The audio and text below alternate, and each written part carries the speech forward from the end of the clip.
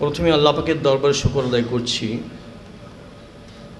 আল্লাহ পাক এমনই একটা কাফেলাভুক্ত আমাদেরকে করেছেন, এই কাফেলায় আসবার পরে চরিত্র ভালো হয়, আমল ভালো হয়, আচরণ ভালো হয়। এখন চলছে সংস্কারের মৌসুম, সংস্কারের আওয়াজ কিন্তু ময়দানে চলমান। তো প্রথম সংস্কার হলো আত্মসংস্কার, নিজের সংস্কার। এর সারা জিন্দিগি চলবে, এর কোনো মৌসুম নাই। এই জন্যে চরিত্র গঠন করা দরকার।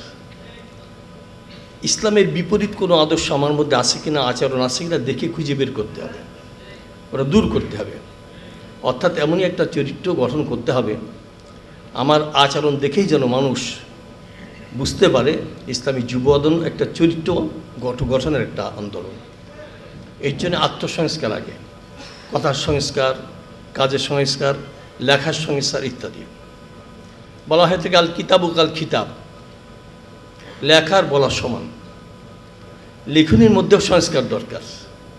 অনেক সময় আবেগতাড়িত হয়ে এমন কিছু লেখা হয়ে যায় মাঝে মধ্যে, এটা মানুষ বিরক্ত হয়, গালিগুলুজ করে, আর সংগঠনের ভাবমূর্তি নষ্ট হয়।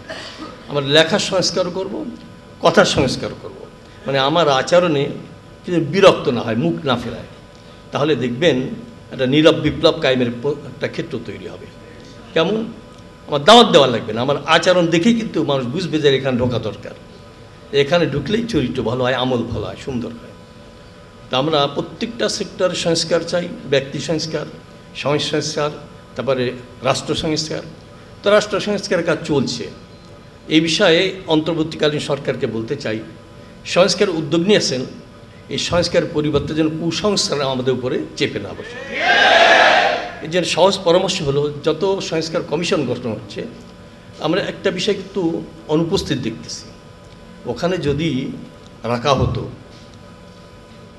শিক্ষাবিদ এবং বড় বড় ইসলামিক স্কলার যদি রাখা হতো, তাহলে এত টেনশন কিন্তু আমাদের থাকতো না। যেহেতু রাখা হয়নি, আমাদের টেনশন আছে যে পূর্বে সেই অভ্যাস কি থেকেই যায় নাকি। এটা কিন্তু আমরা চাই নাই। আমরা চাই প্রত্যেকটা সেক্টরের সংস্কার, বিশেষ করে শিক্ষা সংস্কার। শিক্ষা কমিশন যেটা গঠন করা হয়েছে, আপাতত যারা দায়িত্ব দেওয়া হয়েছে, এর মধ্যে একজন হাক্কানি আলেম আমরা পাই নাই, ইসলামিক স্কলার পাই নাই। এটা কিন্তু ঢুকানো দরকার। তা না হলে দেখা যাবে অতীতের মতো বিদেশি অগ্রাসন, বিদেশি সংস্কৃতি আমাদের উপরে চাপিয়ে দেওয়ার চেষ্টা করতে পারে। হয়তো দেশ পরিবর্তন হতে পারে। আগে এক দেশের সংস্কৃতি আমাদের মধ্যে ঢুকিয়ে দেওয়ার চেষ্টা করেছিল, এখন অন্য দেশের সংস্কৃতি আসতেও পারে, আমাদের আশঙ্কা। এই জন্যে আমি বলতে চাই, অন্তর্বর্তীকালীন সরকারে যারা আছেন, এই দেশে যারাই সরকার এসেছিল, সুনামের সাথে কেউ কিন্তু বিদায় নিতে পারে নাই, দুর্নামের সাথে অপদস্থ হয়ে বিদায় নিয়েছে। আমাদের পরামর্শ দাবি হলো, অন্তত আপনারা সুনামের সাথে যেন বিদায় নিতে পারেন। এদেশের মাঝে আপনাদেরকে অভিশাপ না দেয়, লানাত না দেয়। এই জন্যে এদেশের মানুষ কী চায় এটা একটু লক্ষ্য রাখবেন। বিশেষ করে সংখ্যাগরিষ্ঠ মুসলমানরা কী চায় এটা আপনারা লক্ষ্য করবেন। কেন?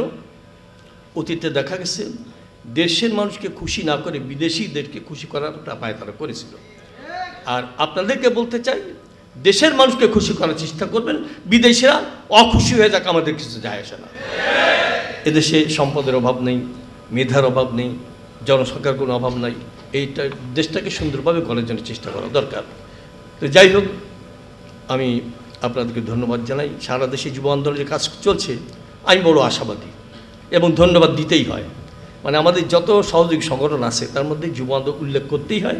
তাদের কাজটা খুব সুশৃঙ্খল এবং তাদের অগ্রযাত্রা খুব উন্নত বলে মনে হয়। আমার মনে হয় আরও সুন্দরভাবে কাজ করবেন ইনশাল্লাহ, অতি সতর্কতার সাথে, ইত্তেহাদের ভিত্তিতে, মহব্বতের সাথে কাজ করবেন। তো একটা ঘোষণা দিয়ে আমি শেষ করছি।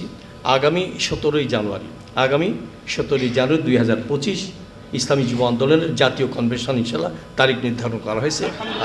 দোয়া করেন আপনার জন্য সফলতার সাথে এটা বাস্তবায়ন করা তৌফিক দান করেন। আমরা দোয়া করি। সবাইকে ধন্যবাদ জানিয়ে আলোচনা শেষ করছি। আসসালামু আলাইকুম।